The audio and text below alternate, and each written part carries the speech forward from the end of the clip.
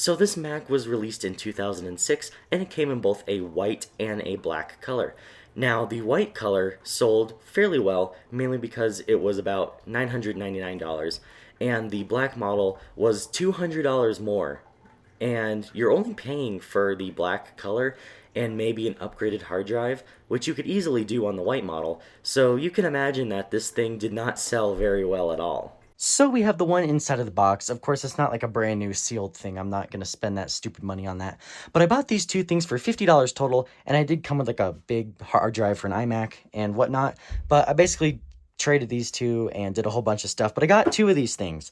And as you can see with the black color, it's a little bit harder to clean, and you can see a lot of the markings inside of the Mac, so you can see like lots of scuffs and stuff.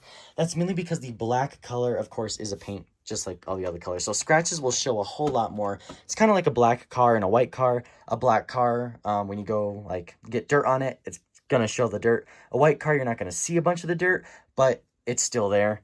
Anyways, let's go ahead and open this thing up. As you can see, there is some wear on the trackpad. This is super common, especially for these black ones. And then here's the keyboard. The keyboard's in great shape. As you can see, we got lots of different things like numlock. You don't see a lot of these. And then we got a bunch of empty keys, which is pretty cool. And then we have this super horrible display. This is one of the worst Mac displays to ever go on the market. But of course, this was back in 2006 when there wasn't any Retina technology. You, of course, get your DVD and CD slot, as well as your MagSafe 1, your Ethernet, your FireWire, and your two USB ports that are super, super slow, and your random display port that literally connects to who knows what. And then we have our microphone and headphone in ports. So 2006 was the year for the Intel Core 2 Duo on the Mac products. As you can see up here, I have the original iMac G5, which is a 2005 to 2006 iMac. And this came with a Core Duo, not a Core 2 Duo, a Core Duo. And you can imagine how horrible a Core Duo is. Anyways, let's go ahead and get this piece of junk out of the way.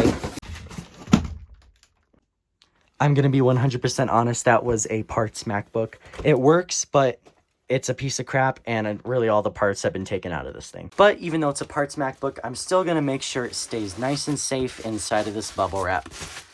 Mainly because plastic turns to crap after years. Anyways, let's go ahead and get into the main one that I want to be showing you guys. This is the one that works absolutely amazing. So here we are inside of the MacBook. This is the original 2006 Apple packaging, if this thing won't stop falling. There we go. Fixed it. So here's the MacBook.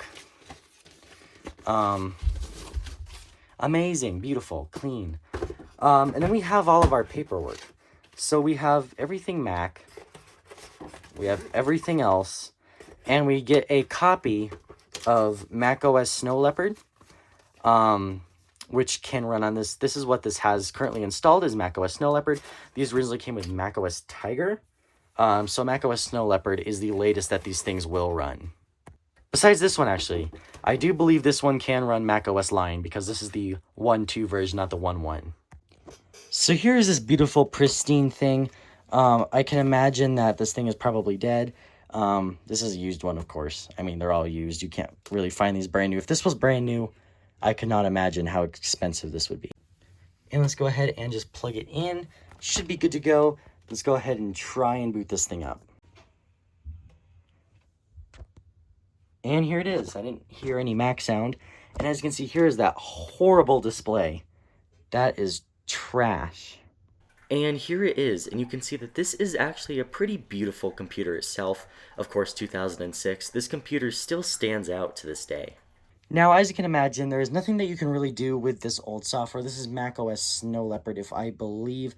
We'll go ahead and just click about this. This is version 10.6.3, and this Mac does have a 2 GHz Intel Core 2 Duo processor with 2 GB of RAM. That is 1 GB per stick, which kind of sucks. We can go ahead and look at more info here. We can go to power. So as you can see, there's only 11 cycle counts on this battery. Obviously, I've had that battery for a little bit, but there's nothing you can really do on here besides play with the epic sounds.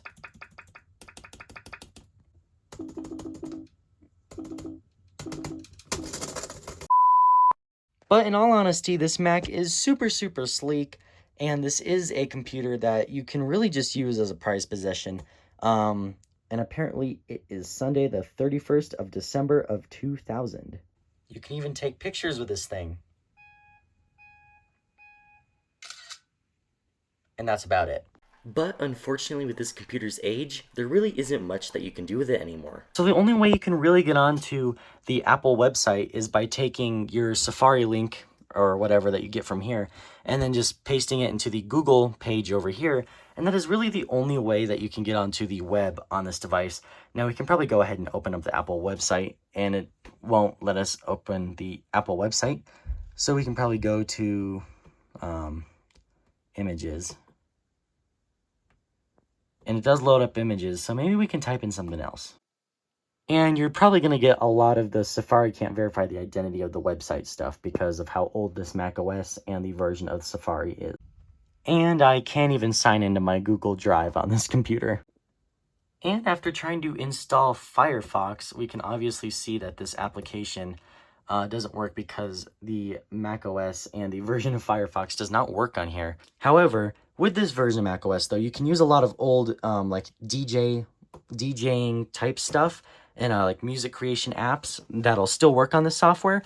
But with this computer and the specs of it, you're really not going to get much done. I mean, you can't even hook up iCloud, for goodness sakes. And comparing it to the size of a 2015 MacBook, we can really see that height difference is pretty crazy.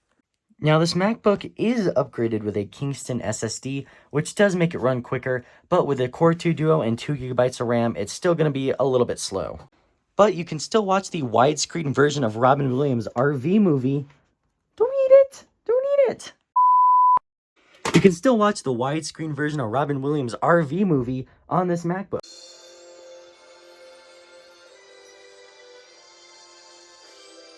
And you even get some pretty sweet toggle controls. Give me my movie back! But in 2024, that is really all you can really do with this computer is watch DVDs and play CDs. Because of this computer's age and the software that it has and the lack of power that this computer has in its processor and RAM, there really isn't much applications that you can run on this Blackbook computer. Really, the only thing it's good for is sitting on a shelf and looking cool. Few moments later. We might be able to run Final Cut Express 4. I'm gonna scream if this doesn't give me Final Cut Express 4 back. Let's see if this works. This might work. This might work. This might actually work. It's working. Okay, so I just had to get out of the way to go sell a computer. So let's go ahead and see if this is done. Sorry about all the boxes. It's all my bubble wrap.